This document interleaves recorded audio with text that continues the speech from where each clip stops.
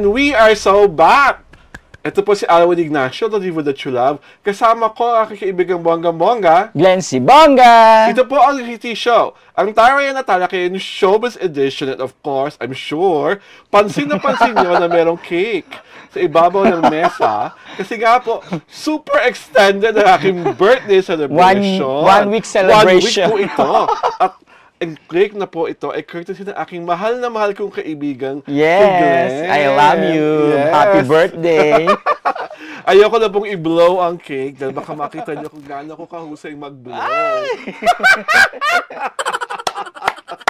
At dahil dyan, let's start with a happy note dahil Yes. as of June 29, sa aming episode 11, meron na po kaming 6,900 Yay! subscribers! Woo! Maraming salamat po sa pagsuporta, sa pagmamahal, sa panonood, at syempre po sa pagsusubscribe. At dahil nga, pataas ang pataas at tunay na spaghetti pataas ang aming mga organic subscribers. Correct. Ang pag-uusapan po namin ngayong Sabado sa aming Isa Round ay ang dalawa sa pinakapopular at pinakamamahal na mga sparkle artists, sina Barbie Fortesa at David Licauco, na merong paparating na pelikula. Yes. Ito ay anong title nga niya, kaibigan Glenn? That Kind of Love. Diba? Ang That Kind of Love na ipapalabas nationwide sa July 10. Yes. So, ang tanong ng bayan, mahusubukan nga ba ang lakas ng Barda sa Takilya? Correct. Sa tingin mo, kaibigan Glenn, ano ang magiging resulta ng kauna-unahang pelikula ng Barda sa Pinilakang Tabing? Ako ang wish ko, pumatok siya sa Takilya. Kasi deserve naman nun dalawa. And besides, meron na silang nabuong mga fans, diba? Ang mga Barda fans ay nandiyan naman. Kung gaano nila sinuportahan yung mga teleserye ng kanilang idols. Lalo na yung Maria Clara at Ibarra. Sana mag-reflect din yung kanilang suporta sa Takilya, diba? Sa mga sinihan. Sugod na sa mga sinihan sa July 10. So, ang tanong pa rin of national importance, may pambili ba ng ticket? At may panahon ba ang mga Barda fan na sumugod sa mga sinihan at ipakita talaga nila na mahal nila si Barbie Fortesa at si David Licauco? Paglalaanan naman siguro nila ng ng panahon at saka ng pera. Sana kasi tawag doon, alam mo naman, hirap pa yung ating industriya. Hindi lang naman actually itong pelikulang to di ba?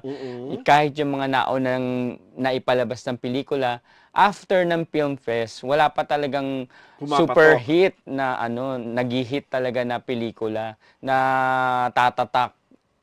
So sana ito na yon, ito ng Barda. Ito na ang magsimula at magtanggal ng parang hindi mapaliwanag na kamalasan sa Takilya ng mga kasi pelikulang tawag Pilipino. doon, lalo na sinabi pa nila nung ating press con, di ba, na Yes. pinuntahan natin pareho, na nag-mature ang love team nila dito sa pelikulang ito.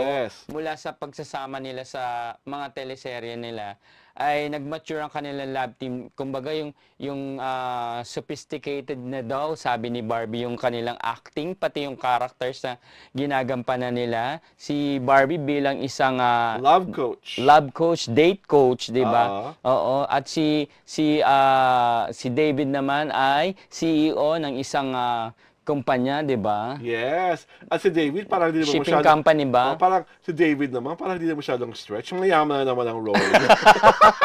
Sa totoong buhay, mayaman naman talaga siya. Parang hindi siya na-challenge ba? Parang hindi siya masyadong na-challenge sa pagiging mayaman. Talaga, mayaman naman talaga siya sa totoong buhay. Pero ang challenging doon yung yung paano nila ibubuin yung kanilang pagmamahalan dito ni Barbie. Kung paano yung from love coach naging two people of different backgrounds ang kasi diba?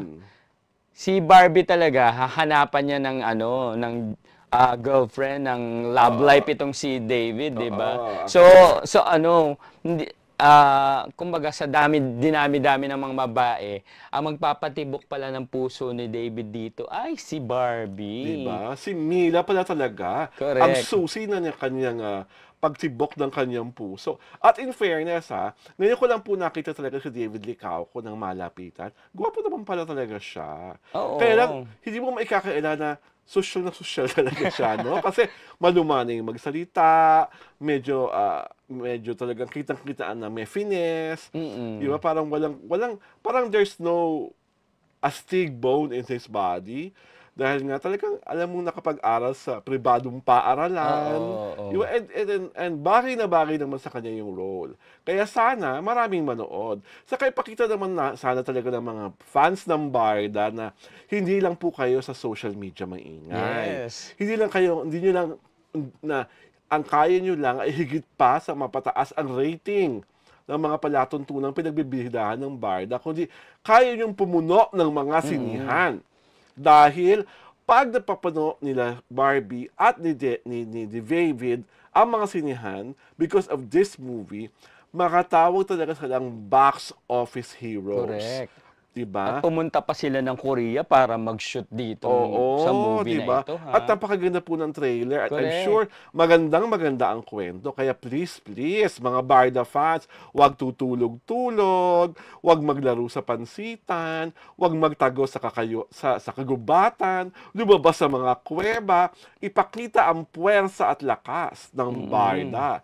At dahil nga maganda ang mood ko dahil a week ago ay aking kaarawan. Eto na. Natuloy-tuloy hanggang ngayon. Oo, natuloy-tuloy ang aming celebration hanggang ngayon. Babasahin na namin ang aming mga subscribers ang mga komento ng ating subscribers. Ayan. Comment. Basa kaibigan Glenn. Ayan, hindi ko alam kung paano basahin ang pangalan niya. Yes. At kaya kasi yung ko binigay. Kay Sai Sornok. Yun na yun. Love ko tong dalawa. Very, very fair.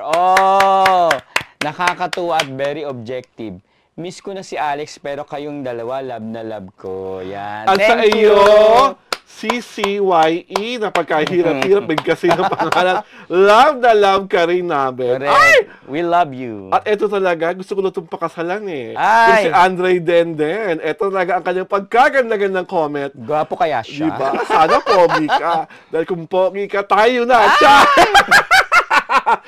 Thank you, Alwin, for being you. Walang halong kaplastikan. Napakatalino mo sa pagdala ng show ninyo. The birthday. Ay, maraming salamat, Andre. I am so loving you already. Correct. Basa kaibigan Glenn. At ito, para sa iyo pa rin to dahil meron kang binuko doon sa ating tell all, 4 questions, di ba? 4 questions tell all. Galing kay @Whirlpool 2 Araw. Yan. Gwapo naman po yung actor, director, at isa palang Ilonggo. Kilala niya! Kilala mo siya! My gosh, Whirlpool! Kailangan ko malaman kung sino ka para magurlisan kita. Walang ganyanan. Charot! Di na nga namin pinangalanan. Kilala niya pa rin! Kilala mo pa rin ang lalaking minsan ay minhalay ako. Charot! Ay. Si Perry Escanio. At ito, Ginoong David Pura, maraming salamat po. Wow! Believe ako sa iyo, Alwin. Yan ang tunay na fanay, marunong pumuna sa idolo.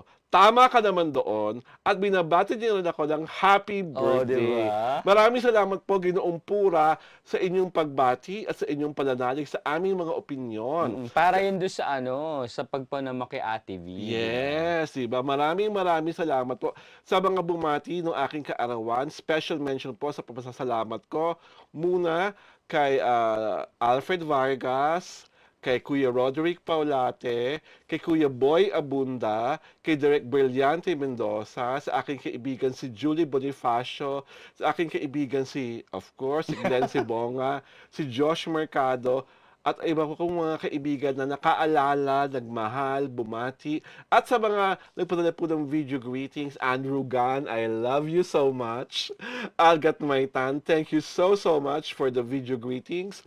At sa marami po talagang nakaalala sa aking mga kapatid, sa aking mga pinsan, sa aking mga pamangkin, at sa lahat po na nagmamahal sa Deliver That You Love, maraming salamat po. Special mention rin sa 18 fans na binabati po ako sa aking X social media page. Maraming salamat sa inyo, mga ineng, mga totoy, na talagang mahal na mahal ako. Maraming salamat po. At ito pa, ulit, kaibigan Glenn, wish na wish ko na sana talagang kumita at siksik, Correct. liglig, at umaapaw ang pagsuporta at pagmamahal na makukuha ng Barda para sa kanilang pelikula. Ano nga ang pamagat, kaibigan Glenn? That Kind of Love, showing na sa July 10. Dahil dyan, ito po si Alwin Ignacio, na Diva That You Love. Kasama ko ang aking kaibigan Bonggang-Bongga. Glenn Sibonga! Ito po ang Nakiti Show, ang Tarya na Talakayan Showbiz Edition.